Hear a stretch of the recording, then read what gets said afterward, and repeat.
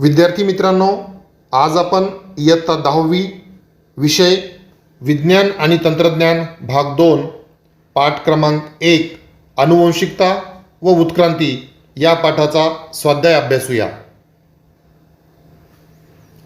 प्रश्न 1. खालील आकृती पूर्ण करा. उत्क्रांती पुरावे. बाह्यरूपिकीय, अवशेषांगे, शरीरशास्त्रीय पुरावे, पुराजीव विषयक पुरावे, अवयवातील हाडांच्या रचनेतील साम्य, जोडणारे दुवे. प्रश्न 2. पुढील विधाने वाचून त्यांच्या समर्थनार्थ योग्य उदाहरणासहित उत्तरे तुमच्या शब्दात लिहा. अ. मानवाच्या उत्क्रांतीस सुमारे 7 कोटी वर्षांपूर्वी सुरुवात झाली. उत्तर 1. सुमारे 7 कोटी वर्षांपूर्वी पृथ्वीवर हिमयुग सुरू झाले. त्यावेळच्या परिस्थितीमध्ये अखेरचे डायनासोर नाहीसे झाले. त्यानंतर सस्तन प्राण्यांची उत्क्रांती सुरू झाली. 2. आजच्या आधुनिक लेम्यूरप्रमाणे दिसणाऱ्या प्राण्यांपासून त्यावेळी माकडासारखे प्राणी विकसित होऊ लागले. 3. 4 कोटी वर्षांपूर्वीच्या कालावधीत आफ्रिकेतील या माकडांसारख्या प्राण्यांच्या शेपट्या अतिशय संथ गतीने नाहीशा झाल्या. त्यांच्या शरीरात आणि मेंदूच्या आकारमानात हळूहळू बदल होत होत मानवसदृश प्राण्यांचा विकास होऊ लागला. झाडांवर राहणाऱ्या माकडांपासून कपी आणि मानव अशा 2 भिन्न उत्क्रांतीचे मार्ग निर्माण झाले. 5. मानवाच्या उत्क्रांतीच्या मार्गावर मेंदूच्या आकारमानात वाढ, ताठ चालण्याची प्रवृत्ती, बुद्धीचा विकास अशा बाबींचा विकास होत मानव उत्क्रांत झाले. 6. हा सारा प्रवास सुमारे 7 कोटी वर्षांपासून सुरू झाला. मात्र 50,000 वर्षांपूर्वी खरा बुद्धिमान मानव निर्माण झाला. आ. सजीवांचे भौगोलिक व पुनरुत्पादनीय अलगीकरण झाल्यास कालांतराने जातीभेद किंवा जातीउद्भव होतो. उत्तर 1. प्रत्येक जाती त्या त्या विशिष्ट भौगोलिक स्थितीत वाढते. तिचा आहार, विहार, फलनक्षमता, समागम काळ इत्यादी जातीनिहाय भिन्न असतो.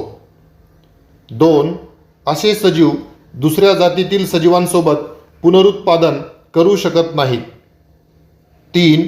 या 2 भिन्न जातींचा पूर्वज एकच असू शकतो, परंतु काही कारणाने जर या जातीचे 2 गट पडले आणि खूप मोठ्या कालावधीकरिता ते भौगोलिक व पुनरुत्पादनीय दृष्ट्या अलग राहिले तर त्यांच्या अनुवंशिक गुणधर्मात बदल होऊन त्यापासून 2 नव्या जाती बनतात. ई. जीवाश्मांचा अभ्यास हे उत्क्रांतीच्या अभ्यासाचे एक महत्त्वाचे अंग आहे. उत्तर. जीवाश्म हे पुरातन काळात अस्तित्वात असलेल्या सजीवांचा पुरावा असतात. 1. काही नैसर्गिक आपत्तींमुळे हे जीव त्याच वेळा गाडले जातात. विशेषतः ज्वालामुखीच्या लाव्हात अनेक अवशेष आणि ठसे सुरक्षितरित्या जपले जातात. हे सारे अवशेष तसेच ठसे यांना जीवाश्म असे म्हणतात. 2. त्यांचे अवशेष, ठसे इत्यादींचा अभ्यास केला की त्यापासून आपल्याला पुरातन काळातील सजीवांच्या वैशिष्ट्यांबद्दल कळू शकते. 3.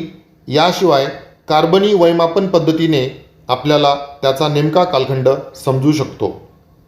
4. भूस्तर रचनेनुसार जीवाश्म ठराविक खोलीवर असतात. अधिक पूर्वीचा जीवाश्म तळाच्या भूस्तरात सापडतो. त्या माहितीच्या आधारे पुराजीव, मध्यजीव आणि नूतन जीव असे महाकल्प ठरवण्यात आले आहेत. ई. पृष्ठवंशीय प्राण्यांमध्ये भ्रूणविज्ञानविषयक पुरावे दिसून येतात. उत्तर. मत्स्य, उभयचर, सरीसृप, पक्षी आणि सस्तनी अशा विविध पृष्ठवंशीय प्राण्यातील भ्रूणवाढीच्या वेगवेगळ्या टप्प्यांचा तुलनात्मक अभ्यास केल्यानंतर असे आढळते की प्रारंभिक अवस्थेत या सर्व प्राण्यांच्या भ्रूणांमध्ये बरेच साम्य असते. जसजसा पुढचा विकास होतो तसतसे हे साम्य कमी कमी होत जाते. परंतु प्रारंभिक अवस्थेतील दिसून येणारे हे साम्य या सर्व प्राण्यांचे पूर्वज एकच असावेत असा पुरावा देते. प्रश्न 3. कंसात दिलेल्या पर्यायांपैकी योग्य पर्याय निवडून विधान पुन्हा लिहा. कंसात दिलेले पर्याय: जनुक, उत्परिवर्तन, स्थानांतरण, प्रतिलेखन, क्रमविकास, आंत्रपुच्छ. अ. अचानक घडणाऱ्या बदलांमागील कार्यकारणभाव ह्युगो द व्हीस यांच्या टिंबटिंब सिद्धांतामुळे लक्षात आला. योग्य पर्याय: उत्परिवर्तन. आ. प्रथिनांची निर्मिती टिंबटिंब मार्फत घडून येते हे जॉर्ज बिडल व एडवर्ड टेटम यांनी दाखवून दिले. योग्य पर्याय: जनुकांमार्फत.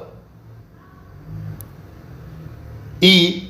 DNA धाग्यावरील माहिती RNA धाग्यावर पाठवण्याच्या प्रक्रियेस टिंबटिंब म्हणतात. योग्य पर्याय: प्रतिलेखन. ई. उत्क्रांती म्हणजेच टिंबटिंब होय. योग्य पर्याय: क्रमविकास. उ. मानवी शरीरात आढळणारे टिंबटिंब हे उत्क्रांतीचा अवशेषांगात्मक पुरावा होय. योग्य पर्याय: आंत्रपुच्छ. प्रश्न 4. प्राप्त माहितीच्या आधारे परिच्छेद लिहा. अ.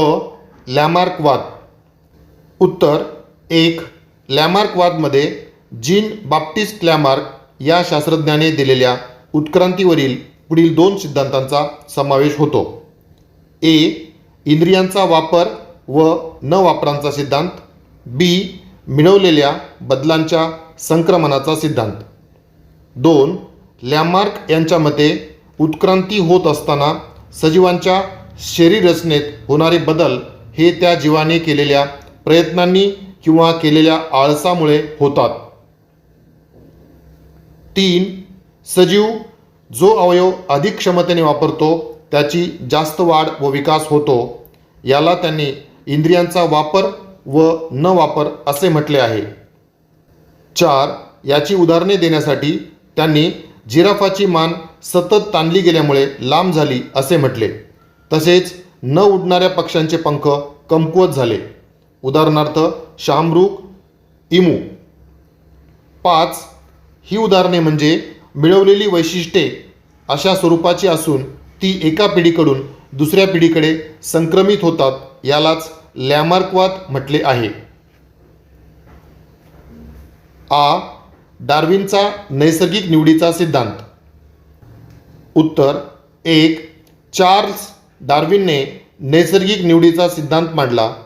यासाठी त्यांनी विविध प्रदेशातील वनस्पती व प्राण्यांचे असंख्य नमुने गोळा करून त्यांच्या निरीक्षणांवरून सक्षम ते जगतील असे मत मांडले. 2. याचे स्पष्टीकरण देताना डार्विन म्हणतात की सर्व सजीव प्रचंड संख्येने पुनरुत्पादन करतात. निर्माण झालेले जीव जगण्यासाठी जीवघेणी स्पर्धा करतात. जो सक्षम असतो तो या स्पर्धेत टिकून राहतो. 3. सक्षम जीवाच्या शरीरात जगण्यासाठी आवश्यक गुणधर्म असतात. हे निसर्गच निवडतो. निसर्गात सुयोग्य जीव जगतात, बाकीचे टिकाव धरू शकत नाहीत. 4. जगलेले जीव पुनरुत्पादन करून स्वतःच्या वेगळ्या वैशिष्ट्यांसकट नवीन प्रजाती तयार करतात. ई. भ्रूणविज्ञान. उत्तर: 1. भ्रूणविज्ञानात निरनिराळ्या भ्रूणांचा तुलनात्मक अभ्यास केला जातो. 2. विविध पृष्ठवंशीय प्राण्यातील भ्रूणवाढीच्या वेगवेगळ्या टप्प्यांचे निरीक्षण केल्यास असे आढळते की प्रारंभिक अवस्थेत या भ्रूणांमध्ये खूपच साम्य दिसते. 3. प्रारंभिक अवस्थेतील साम्य पाहता असा अंदाज केला जातो की या सर्व प्राण्यांचे पूर्वज एकच असावेत. 4. भ्रूणविज्ञान अशा रीतीने उत्क्रांतीचा एक पुरावा देते. ई. उत्क्रांती. उत्तर: 1. उत्क्रांती या प्रक्रियेत सजीवांमध्ये अत्यंत सावकाश गतीने क्रमिक बदल होत गेला. 2. त्याचप्रमाणे भिन्न रचना व कार्ये असलेल्या पूर्वजांपासून वनस्पती व प्राण्यांचा प्रागतिक विकास होणे म्हणजे उत्क्रांतीच होय. 3. उत्क्रांतीची ही प्रक्रिया अत्यंत सावकाश होते, त्याला कित्येक कोटी वर्ष लागतात, मात्र त्यातून जीवांचा विकास साधला जातो. 4. उत्क्रांतीमुळे सजीव अत्यंत सक्षम होतात आणि त्यापासून नव्या जीवजाती निर्माण होतात. 5. उत्क्रांती नक्की कशी झाली हे सांगण्यासाठी अनेक शास्त्रज्ञांनी वेगवेगळे सिद्धांत मांडले. त्यात डार्विन यांचे नैसर्गिक निवड आणि जातीउद्भव हे 2 सिद्धांत जगभरात योग्य मानले जातात. जोडणारे दुवे. उत्तर: काही सजीवात अशी शारीरिक लक्षणे असतात की ती लक्षणे 2 वेगळ्या गटातील सजीवात आढळून येतात. 2 वेगळ्या गटांना ही लक्षणे जोडत असल्याने अशा लक्षणांना जोडणारे दुवे असे म्हणतात. उदाहरणार्थ, 1. डकबिल प्लॅटिपस हा प्राणी सरीसृप आणि सस्तन वर्ग यांना जोडणारा दुवा आहे. सरीसृप प्राण्यांप्रमाणे हा अंडी घालतो, परंतु सस्तन प्राण्यांप्रमाणे याच्यात दुग्ध ग्रंथी व शरीरावरील केस असतात. 2. लंगफिश हा मत्स्य आणि उभयचर या वर्गांना जोडणारा दुवा आहे. तो मासा असूनही फुफ्फुसांद्वारे श्वसन करतो. 3. जोडणाऱ्या दुव्यांवरून उत्क्रांती कशी कशी होत गेली असावी याचा अंदाज येतो. प्रश्न 5.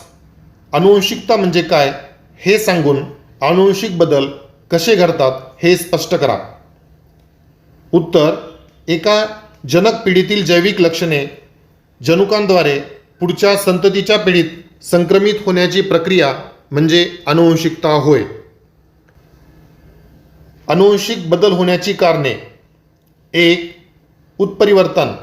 अचानक एखाद्या कारणाने जनक पिढीतील DNA मध्ये बदल घडला तर अनुवंशिक बदल होतात. 2. युग्मके तयार होताना अर्धगुणसूत्री विभाजन प्रक्रियेत जनुकांची सरमिसळ होते, त्यामुळे अनुवंशिक बदल होतात. प्रश्न 6. अवशेषांगे म्हणजे काय हे सांगून मानवी शरीरातील काही अवशेषांगांची नावे लिहा व तीच अवशेषांगे इतर कोणत्या प्राण्यांसाठी उपयुक्त आहेत हे लिहा. उत्तर: 1. सजीवांमधील ऱ्हास पावलेल्या किंवा अपूर्ण वाढ झालेल्या निरुपयोगी इंद्रियांना अवशेषांगे म्हणतात. 2. मानवामध्ये निरुपयोगी असणारे व इतर प्राण्यांमध्ये कार्यक्षम असणारे अवयव पुढीलप्रमाणे. 1. अंत्रपुच्छ हे रवंथ करणाऱ्या प्राण्यांमध्ये सेल्युलोजचे पचन करण्यासाठी कार्यक्षम अवयव आहेत. 2. कानांचे स्नायू हे स्नायू माकड, ससा, गाय, घोडा इत्यादी प्राण्यांमध्ये कान हलवण्यासाठी उपयुक्त आहेत. 3. माकड हाड, अंगावरील केस, तिसरी पापणी, अक्कलदाढा इत्यादींचा अवशेषांगात समावेश होतो. प्रश्न 7. पुढील प्रश्नांची उत्तरे लिहा. उत्क्रांतीस अनुवंशिक बदल कसे कारणीभूत ठरतात? उत्तर: अनुवंशिक गुणधर्म आईवडिलांच्या जनुकातून पुढील पिढीत जात असतात. ज्या गुणधर्मामुळे सजीवात परिसराशी अनुकूलन करून राहण्याची जास्त क्षमता निर्माण होते, असे गुणधर्म असलेली जनुके नैसर्गिक निवडीच्या तत्वानुसार पुढच्या पिढीत हस्तांतरित होतात. उत्क्रांतीच्या अतिशय हळूवार चालणाऱ्या प्रक्रियेत चांगली जनुके असलेले सजीव प्रजननातून टिकून राहतात. ज्यांची जनुके जगण्यासाठी अनुकूल नसतील असे सजीव पृथ्वीवर टिकून राहू शकत नाहीत. गुंतागुंतीची प्रथिने निर्माण होण्याची प्रक्रिया स्पष्ट करा. उत्तर: प्रथिनांची निर्मिती पुढील टप्प्यात होते. 1. प्रतिलेखन. 2. भाषांतरण. 3. स्थानांतरण. 1. प्रतिलेखन. या प्रक्रियेत DNA-वरील जनुकांच्या साखळीनुसार mRNA तयार होतो. प्रतिलेखन पेशी केंद्रकात होते. मात्र DNA-वरील सांकेतिक संदेश घेऊन तयार झालेला mRNA पेशीद्रव्यात येतो. हा संदेश ट्रिप्लेट कोडॉनच्या स्वरूपात असतो. म्हणजेच प्रत्येक अमिनो अम्लाकरिता असलेला संकेत 3 न्यूक्लिओटाइडच्या संचाच्या स्वरूपात असतो. 2. भाषांतरण. प्रत्येक mRNAमध्ये हजारो कोडॉन असतात. ठराविक कोडॉन ठराविकच अमिनो अम्लांचीच ओळख पटवतात. ही योग्य ती अमिनो अम्ले पुरवण्याचे काम tRNA करतो. त्याकरिता mRNAवर जसा कोडॉन असतो तसाच त्याला पूरक क्रम असलेला अँटीकोडॉन tRNAवर असतो. या क्रियेला भाषांतरण असे म्हणतात. 3. स्थानांतरण. rRNAचे कार्य पुढील प्रमाणे असते. tRNAने आणलेल्या अमिनो अम्लाची पेप्टाइड बंधाने शृंखला तयार करण्याचे काम पूर्ण करणे. या दरम्यान रायबोझोम mRNAच्या एका टोकाकडून दुसऱ्या टोकाकडे एक ट्रिप्लेट कोडॉनच्या अंतराने सरकत जातो. या क्रियेस स्थानांतरण असे म्हणतात. प्रथिनांच्या अशा अनेक शृंखलांच्या एकत्र येण्यानेच गुंतागुंतीची प्रथिने तयार होतात. उत्क्रांतीचा सिद्धांत सांगून त्यासाठी कोणते पुरावे आहेत? उत्तर. 1. उत्क्रांतीच्या सिद्धांतानुसार पहिला सजीव जीवद्रव्याच्या स्वरूपात पृथ्वीवरच्या समुद्रात निर्माण झाला. 2. त्यानंतर हजारो वर्षांनी यापासून एकपेशीय सजीव निर्माण झाले. या एकपेशीय सजीवात क्रमवार बदल होत गेले व त्यापासून निरनिराळे जटिल सजीव विकसित झाले. 3. निरनिराळ्या कारणांनी सजीवातील बदल व विकास हा सर्वव्यापी सर्व अंगांनी झाल्यामुळे आज दिसणारे अनेक प्रकारचे सजीव पृथ्वीवर अस्तित्वात आले. 4. यामुळेच ही सर्व उत्क्रांतीची प्रक्रिया क्रमविकासाच्या स्वरूपात झाली. हीच संघटनात्मक उत्क्रांती आहे. उत्क्रांतीविषयक पुरावे. 1. बाह्यरूपीय. 2. शरीरशास्त्रीय. 3. अवशेषांगे. 4. पुराजीव विषयक. 5. जोडणारे दुवे. 6. भ्रूणविज्ञान विषयक. उत्क्रांतीमध्ये शरीरशास्त्रीय पुराव्यांचे महत्त्व सोदाहरण विशद करा. उत्तर. 1. निरनिराळ्या सजीवात शरीरातील वैशिष्ट्ये साम्य दाखवतात. उदाहरणार्थ मानवी हात, बैलाचा पाय, वटवागळाचा चर्मपर व देवमाशाचा पर यांच्यात हाडांच्या रचनेत व हाडांच्या जोडणीत साम्य दिसून येते. 2. बाह्यरूपात यात कोणतेही साम्य दिसून येत नाही. त्यांचा प्रत्येक प्राण्यात उपयोग वेगवेगळा आहे. तसेच त्यांच्या रचनेतही भिन्नता आहे. 3. परंतु हे हाडातील साम्य त्यांचे पूर्वज समान असावेत याचा पुरावा ठरू शकते.